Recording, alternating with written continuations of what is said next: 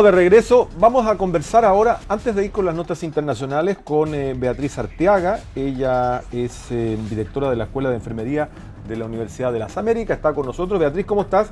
Muy buenas noches. Muy bien, gracias. Buenas noches. ¿Qué tal? Muchas gracias. Bueno, vamos a hablar de un consejo que es muy importante, sobre todo hoy día lo hemos visto objetivamente, a propósito luego un fin de semana de sol y calor. Pasamos a un día bastante después nublado, frío, mañana se esperan también una baja en las temperaturas y ya obviamente el otoño comienza a llamar claramente la atención que estamos en esta época del año. Y quiero decir que es importante también cómo se calefaccionan las casas al interior, independiente de cuáles son los motivos. Cómo se calefaccionan y cómo se ventilan, a propósito también de las enfermedades respiratorias que suelen ser muy comunes en esta época del año. Pero partamos por lo primero. Beatriz, ¿qué tal?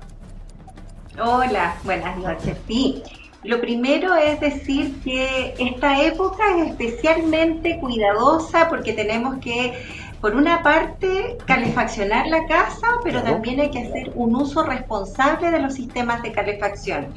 Y por eso el primer punto que tú tocas es muy importante. La ventilación tiene que ser diaria. Idealmente unos 15 a 20 minutos, incluyendo los días de mucho frío. Esa ventilación se tiene que hacer provocando corrientes de aire y eso permite bajar la carga de microorganismos y también permite disminuir la concentración de gases tóxicos que generalmente se acumulan cuando utilizamos calefacción a combustión de gas, de parafina o a leña. Renueva el aire también la ventilación, por lo tanto hay que hacerla siempre, en la mañana idealmente en los horarios de mayor temperatura, pero todos los días, al menos 15 a 20 minutos. Claro, y esto se va acentuando mientras, bueno, va pasando o se va acentuando el invierno, ¿no? Son más bajas las temperaturas, pero uno debe mantener. Sobre todo se recomienda esto cuando hay, por ejemplo, niños en la casa, cuando hay virus respiratorio, cuando hay niños enfermos. Igual se debe ventilar, que es muy importante. Sí, es muy importante, sobre todo cuando tenemos edades extremas. Los más pequeñitos y las personas mayores necesitan un ambiente térmico neutro, pero también necesitan un ambiente libre idealmente de tóxicos y de microorganismos, de virus y bacterias. Por lo tanto, hay que asegurar una temperatura ambiental lo más cercana a los 20-22 grados, se recomienda, porque de esa manera nosotros podemos andar y asegurarnos de que no hayan infecciones respiratorias, de que no haya más gasto energético, de que no haya también sudoración y deshidratación por exacerbar la calefacción. Por lo tanto, idealmente la temperatura debería ser entre 20 y 22 grados más o menos. Claro.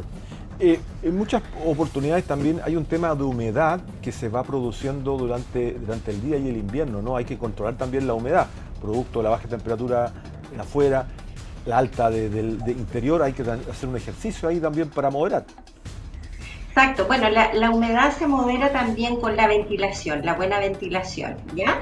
Y cuando los días están más húmedos con lluvia, obviamente que la ventilación tiene que ser un poco menos extensa, pero efectivamente este tema de la humedad es más complejo, sobre todo cuando no ventilamos los lugares y se generan zonas de hongo y hay mayor liberación de ácaros y eso exacerba sin duda y puede provocar más problemas respiratorios.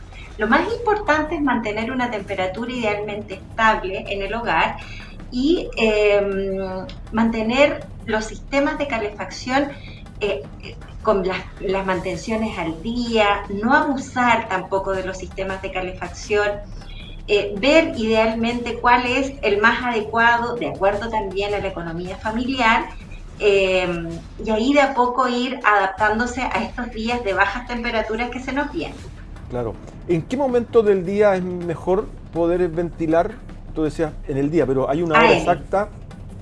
Sí, AM. Y eso lo tiene que revisar ahí la dueña de casa, el ¿Ya? jefe de hogar, porque probablemente temprano no es lo más adecuado, porque recordemos que amanecemos con las temperaturas más bajas.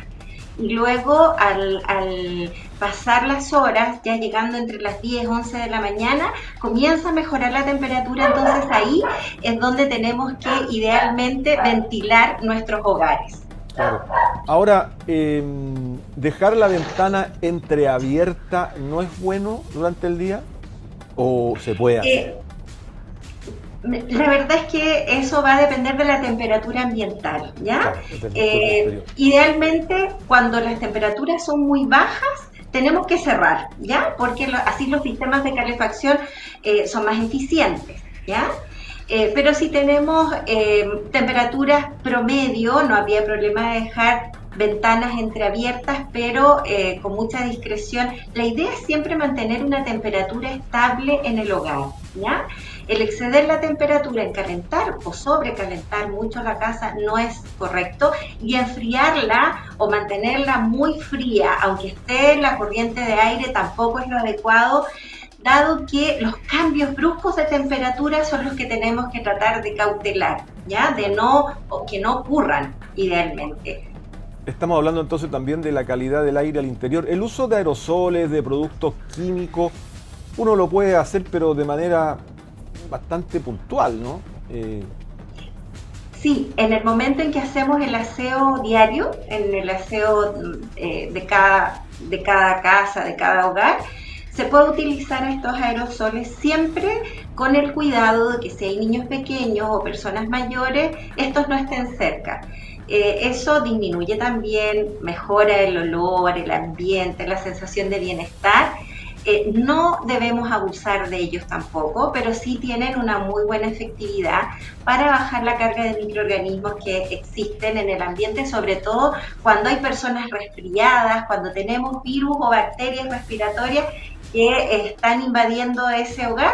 Se recomienda una vez, a lo más 2 veces en el día, en los momentos en que no están los niños pequeños ni las personas mayores en ese lugar. Si están en ese lugar, tenemos que movilizarla, colocar el aerosol desinfectante de ambiente, y luego de media hora en que ya disminuye, porque además podríamos provocar una reacción alérgica si esa persona es hiperreactiva o es alérgica, etcétera. Entonces hay que utilizarlos con moderación, pero sí son recomendables. Claro, una buena ventilación también previene enfermedades, lo que hemos dicho al principio. Exacto. ¿Cierto? Te permite que los bichos desaparezcan. Sí. Exactamente. Sí, ahora, con respecto a la temperatura interior, mucho calor tampoco es bueno. Uno tiene que tener una temperatura controlada, ventilación y temperatura, sobre todo interior, muy controlada. Sí, eso es muy importante, los aspectos que acaba de mencionar. La temperatura entre 20 y 22 grados. Hay algunos autores que recomiendan 22 más 2 menos 2, dependiendo de las características de esa familia. Entre 20 y 22 grados es lo que mejor se recomienda, y la evidencia dice que eso nos mantiene una temperatura neutra, que no hay más gasto energético porque está muy frío, ni tampoco hay sudoración excesiva, porque cuando yo sobrecaliento un ambiente, lo que puedo provocar es sudoración de las personas, de los niños, de las personas mayores, y también deshidratación. Y eso puede conllevar también a que se desabriguen, a que quieran salir, a que haya cambios bruscos de temperatura, porque el estar en un ambiente muy cálido y salir a uno muy frío, sin duda es un gran riesgo para contraer enfermedades de tipo respiratorio.